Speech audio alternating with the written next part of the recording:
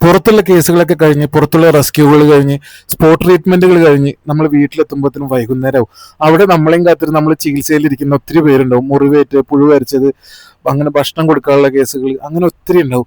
അങ്ങനെ അതൊക്കെ അവരുടെ മുറിവുകളൊക്കെ ക്ലീൻ ചെയ്ത് മുറിവിൽ മരുന്നൊക്കെ വെച്ച് ഡ്രസ്സ് ചെയ്യുമ്പോൾ പിന്നെ നമുക്ക് കിട്ടുന്ന ഒരു ആശ്വാസം. ഒരു ദിവസം അതൊന്നും ചെയ്യാൻ കഴിയാതെ പോയാലുണ്ടാവുന്ന പ്രശ്നം എന്താന്ന് വെച്ചാൽ, നമുക്ക് ശ്രദ്ധിക്കാൻ കഴിയാതെ പോയ തിരക്കുകൾ പോലും വിട്ടുപോയാൽ ഒരു മണിക്കൂർ മതി, ഈച്ച വന്നൊന്ന് ഇരുന്നാൽ മതി, ഒന്ന് മുട്ടിട്ടാൽ മതി, പിന്നെ അത് പുഴുക്കളായി നമ്മൾ അത്രയും നാളും കഷ്ടപ്പെട്ട ആ മുറിവുകളൊക്കെ വീണ്ടും പഴയ പോലെ ആവും. അതുകൊണ്ട് തന്നെ വളരെ ശ്രദ്ധ വേണം.